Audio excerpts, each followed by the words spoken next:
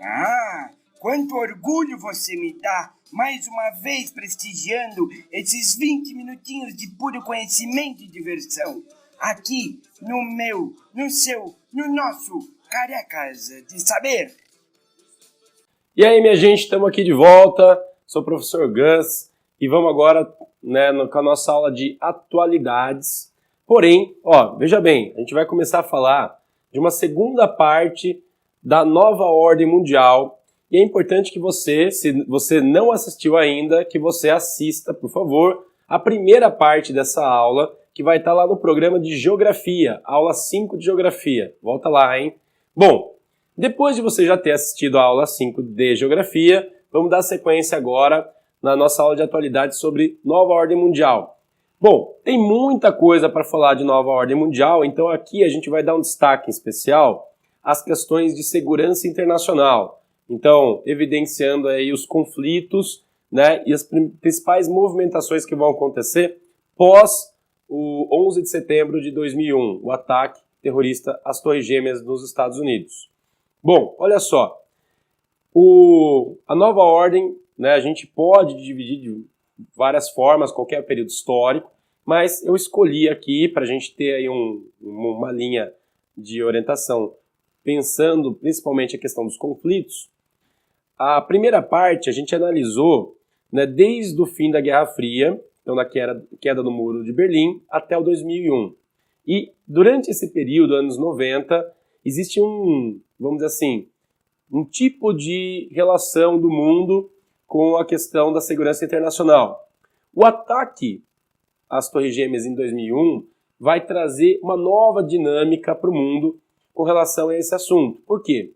Bom, até aquele momento, quando se discutia a questão dos conflitos, das guerras, muitas vezes se entendiam guerras ou conflitos a partir de relacionamentos entre estados. Ao longo da história sempre foi assim. A Inglaterra brigando com a França, lá na Guerra dos 100 Anos. Ou a Inglaterra rivalizando com a Alemanha, gerando a Primeira Guerra Mundial, que é uma guerra que envolve vários estados.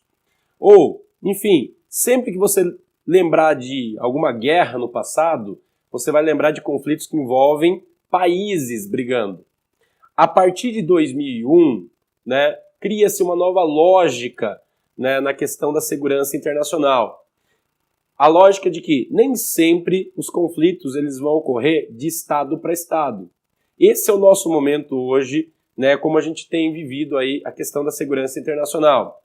Olha só, quando, em 2001, um grupo terrorista, intitulado terrorista, a Al-Qaeda, promove um ataque aos Estados Unidos. O que vai se colocar ali? É um ataque de um grupo que ele não pertence exatamente a um Estado nacional. Então, a Al-Qaeda, um grupo comandado, naquele momento já havia essa identificação, comandado por um cara chamado Osama Bin Laden, ela era uma espécie de ONG do terror, uma organização não governamental, vinculada ao quê? A uma proposta de criar um terror, criar um conflito, segundo alguns interesses que a gente não tem muita ideia certa com relação a quais são. Mas é fato que existem no mundo diversos interesses e essas chamadas ONGs do terror, elas vão trabalhar de acordo com o planejamento vamos dizer assim, do interesse de alguns estados, só que são interesses que eles são subliminares. É como se esses grupos eles fossem contratados por grupos tanto de estados como de segmentos aí da política ou do poder mundial para causar de alguma maneira ali algum tumulto ou para trazer à tona alguma causa, ok? Bom, fato é que pós 2001 a indústria norte-americana vai renovar ali vamos dizer assim, a sua vocação, ela vai ser reformulada para uma nova proposta de conflito que agora é combater o terror. Aliás, falando de terror e de 2001, é importante a gente destacar que o presidente de então, lá de 2001, o presidente Bush filho, ele vai, no dia seguinte ao atentado, fazer um pronunciamento. E esse pronunciamento dele vai ser histórico. Por quê? Porque é a partir desse pronunciamento do Bush que você tem ali aquilo que a história vai chamar de consolidação ou a descrição da chamada doutrina Bush. E qual que é a prerrogativa, ou quais são as prerrogativas da doutrina Bush? Primeira prerrogativa, a ideia de que os Estados Unidos têm um papel de polícia do mundo. Segundo a fala do Bush nessa declaração, ele vai entender primeiro, olha só, existem várias teorias por trás desse argumento. Ele vai dizer assim, que quem foi atacado em 2001 não foi somente os Estados Unidos da América, foi o Ocidente. Peraí, de onde ele tirou essa ideia?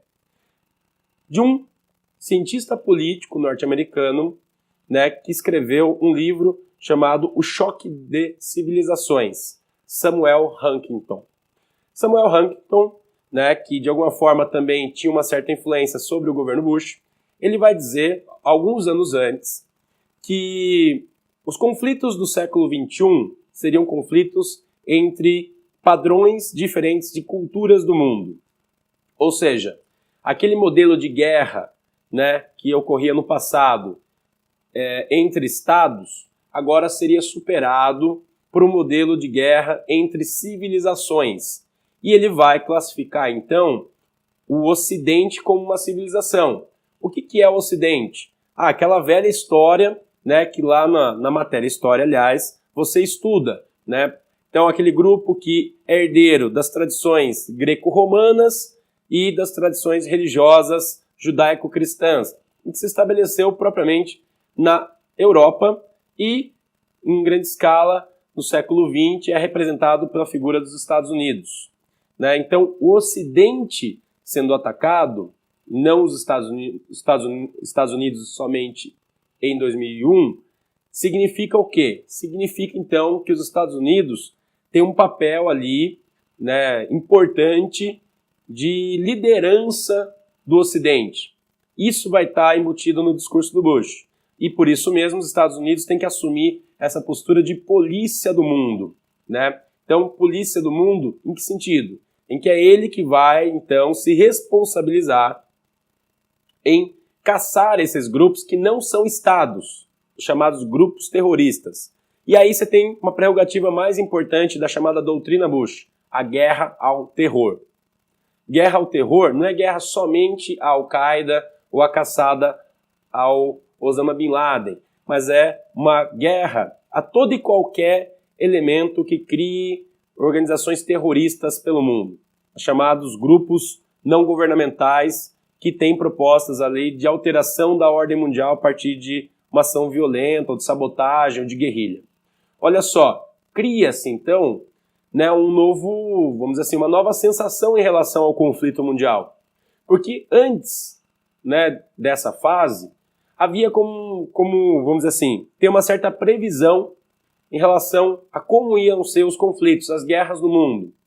Por exemplo, a Áustria é atacada, né, nas preliminares lá da Primeira Guerra Mundial. O príncipe austríaco é morto.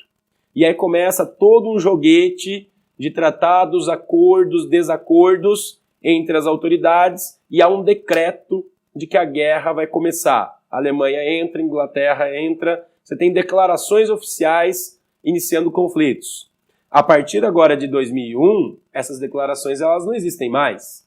Percebe? Por quê? Porque é muito mais dinâmico a lógica, né, dessas chamadas organizações terroristas. Primeiro que elas não são estados. Elas não têm a obrigação de se declarar. Segundo, que elas usam sistemas de, vamos dizer assim, técnicas de batalha que são a partir de sabotagens, né, ou de ataques, ou surpresa, ou guerrilha. Enfim, não são ataques diretos mais. A gente não está falando agora daquela guerra tradicional, onde dois grandes exércitos se posicionam e começam a se matar. Agora é uma nova lógica. E tem mais. Olha como isso tem tudo a ver com a globalização. Essas organizações, elas também não são organizadas segundo um único lugar, né, como referência. Elas não têm território.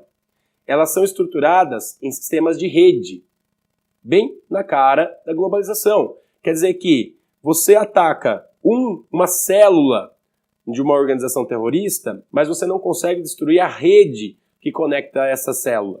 Então, é uma guerra que ela pode estar em qualquer lugar. Percebe como se cria agora, então, uma espécie de, justamente, um terror, um pavor, né, a partir da ideia de que o conflito ele pode começar a partir de qualquer ponto do mundo. O conflito, né, o terror ou o terrorismo, ele é internacional de fato.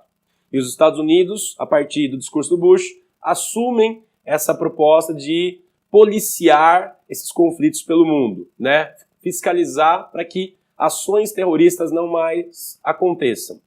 Bom, você tem o discurso do Bush criando uma nova lógica do militarismo norte-americano e que vai influenciar também o jogo da participação dos outros países, né, na questão da segurança internacional.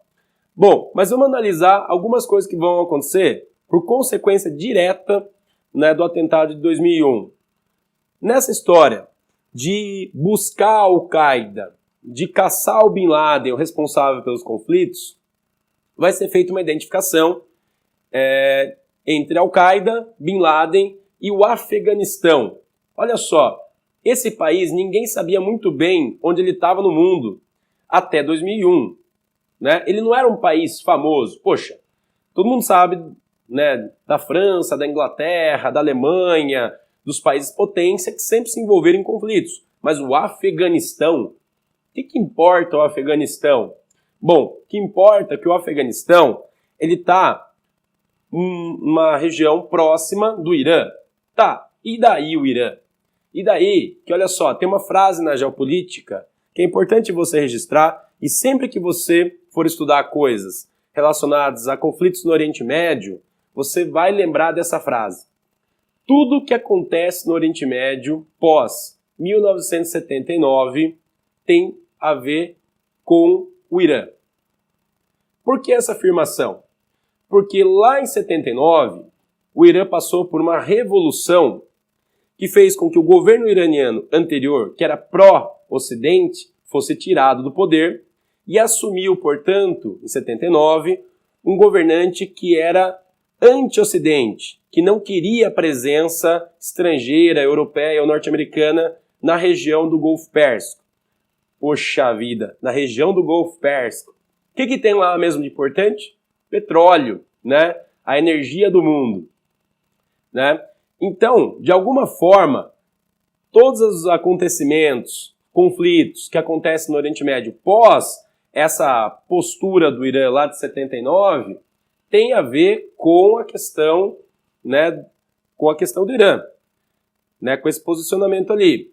E o Afeganistão, lá pós 79, ele vai estar sendo ocupado pela antiga União Soviética. Então, nos anos 80, o Afeganistão era uma área da União que estava sendo ocupada pela União Soviética, né, vizinha ao norte, e a União Soviética queria o Afeganistão não porque o território afegão tivesse grandes recursos, né? O território afegão tem um solo pobre, é uma área montanhosa, não tem uma grande gama de recursos importantes para a economia mundial, mas o Afeganistão é caminho para o Irã, que é uma região lotada de petróleo e vários outros recursos. Além do fato que o Irã também controla parte do Mar Cáspio, que é uma região, né, que tem muito gás natural. Está ali uma área de maior concentração de gás natural no mundo. Então, era interesse da União Soviética na época ter o Afeganistão como medida de, vamos dizer assim, se aproximar do Irã.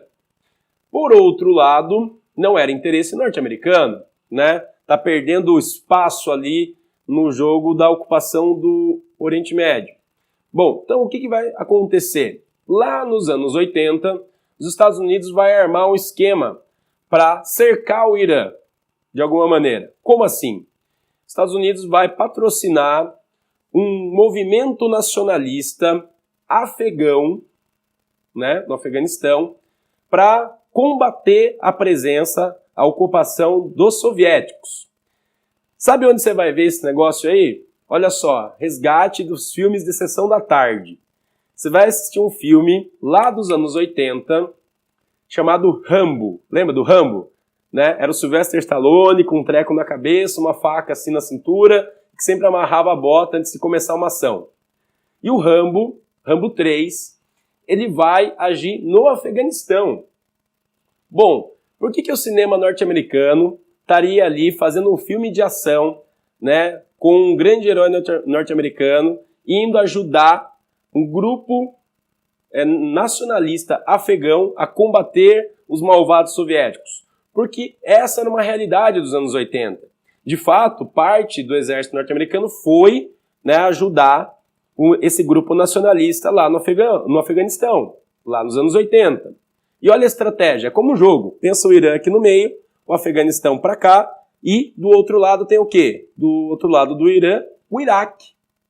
Então, na mesma época, anos 80, os Estados Unidos patrocinou um grupo nacionalista aqui no Afeganistão e patrocinou também, deu, né, uma super força para que um chefe, né, para um general sunita se instalasse no poder no Iraque, vizinho do Irã também, lá nos anos 80. Quem era esse chefe? Um cara chamado Saddam Hussein. Saddam Hussein, então, nos anos 80, ele era amigo dos Estados Unidos, né? Ele estava criando ali um governo pró-Estados Unidos e, portanto, o Iraque se tornou um parceiro comercial, fornecedor de petróleo para os Estados Unidos, nos anos 80. Olha como as coisas, né, são dinâmicas. E aí, então, lá nos anos 80, esses dois países, de alguma maneira, pressionavam o Irã para que o Irã cedesse a, então, os interesses ocidentais / norte-americanos, principalmente vinculados a quê? Ao fornecimento de petróleo. Tranquilo? Bom, mas o fato é que as coisas mudaram nos anos 80, 90, com o fim da Guerra Fria. Como a gente já falou na aula 1, né, sobre a ordem mundial, os acordos foram desfeitos e aí, a partir de 2001, você tem alguns resultados desses acordos desfeitos.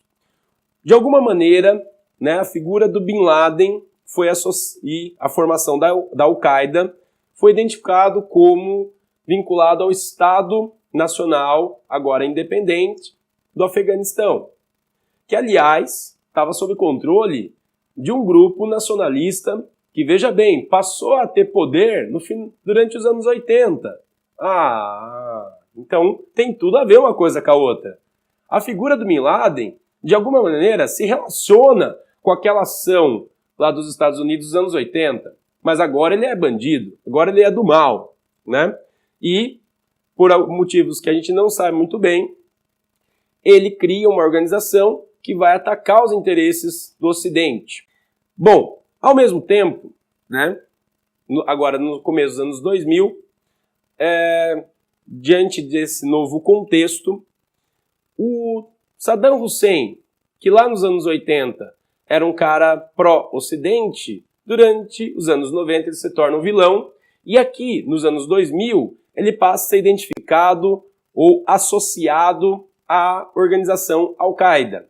Olha só, né, o que vai se criando, o discurso que se cria no início dos anos 2000, que a Al-Qaeda era responsável pelos atentados, até aí ok, que o Bin Laden estava controlando a Al-Qaeda, até aí ok, que ele estava instalado no Afeganistão, até aí também ok, né? As ações norte-americanas no Afeganistão, né, a invasão no Afeganistão, que vai começar aqui em 2001, ela vai se dar com o objetivo de buscar o Bin Laden, destruir as unidades da Al-Qaeda lá, e para isso vai também afetar, vai combater aquele grupo nacionalista que estava no poder lá, o Talibã.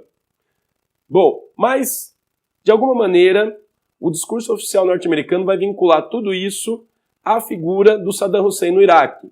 E vai se criar um discurso de que o Saddam Hussein ele estava participando, ou, vamos dizer assim, ajudando a organização internacional Al-Qaeda. E que o Saddam Hussein também estava escondendo dentro do seu país, do Iraque, armas letais, armas de destruição em massa, armas químicas, especialmente. Bom, a ONU foi acionada, fiscais da ONU, vamos dizer assim, foram para o Iraque, verificaram se tinha arma lá ou não tinha, mas não foi identificado nada. Mesmo assim, o presidente Bush achou que era preciso criar uma ação efetiva sobre o Iraque e, de fato, os Estados Unidos, em 2003, né, ocupa o Iraque. Bom, gente, como esse assunto ele é muito comprido, né, envolve várias conexões, a gente vai fazer um breve corte agora, e aí eu peço que vocês acompanhem, então, na aula 3 de Nova Ordem Mundial, tá ok?